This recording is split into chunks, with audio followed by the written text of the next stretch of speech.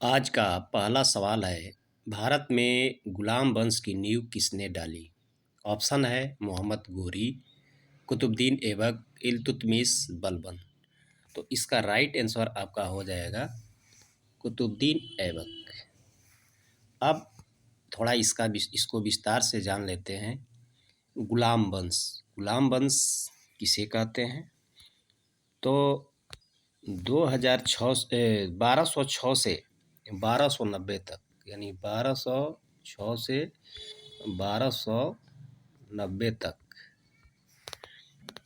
दिल्ली सल्तनत के सुल्तान गुलाम वंश के सुल्तानों के नाम से विख्यात हुए। गुलाम वंश का संस्थापक कुतुबुद्दीन ऐबक था और कुतुबुद्दीन ऐबक के बारे में कुछ जानकारी हम लोग प्राप्त करते हैं कि वे एक वंश के नहीं थे। वे सभी गुलाम वंश के शासक तुर्क थे। उनकी वंश पृथक पृथक थी। वे माता पिता की स्वतंत्र संतान थे। इसलिए इन सुल्तानों को गुलाम वंश के सुल्तान कहने के स्थान पर प्रारंभिक तुर्क सुल्तान या दिल्ली के मामलुक सुल्तान कहना अधिक उपयुक्त है। कुतुबुद्दीन ऐबक जो था, भारत में गुलाम वंश का प्रथम शासक था, जिसका समय 1206 से 1210 ईस्वी तक था। वह एक तुर्क जनजाति का था। बचपन में उसे निशानपुर के काजी फखरुद्दीन अब्दुल अजीज कुकी ने एक दास के रूप में खरीदा था। काजी ने उसकी उचित ढंग से देखभाल की और सभी शिक्षाओं से पूर्ण कराया। ऐबक बचपन से ही अति सुरीले स्वर में कुरान पढ़ता था, जिस कारण वह कुरान ख्वां यानी कुरान का पाठ करने वाला के नाम से प्रसिद्ध हो गया। बाद में वह निशानपुर से गजनी लाया गया, जहां उसे गोरी ने खरीदा।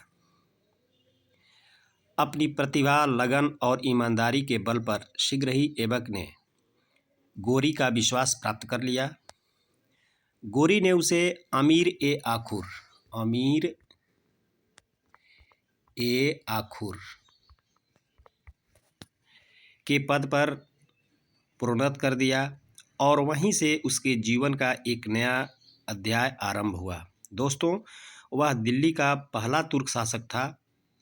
उसी को भारत में तुर्की राज्य का संस्थापक भी माना जाता है। गोरी की मृत्यु के बाद लाहौर के विशिष्ट जनों और अमीरों द्वारा आमंत्रित करने पर उसने वहां पहुंचकर शासन सत्ता अपने हाथ में ले लिया।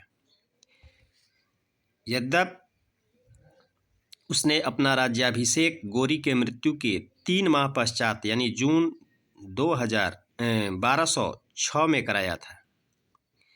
ऐबक ने कभी सुल्तान की पदवी धारण नहीं की। उसने केवल मलिक और सिपल सालाहार की पदवियों से ही अपने को संतुष्ट रखा।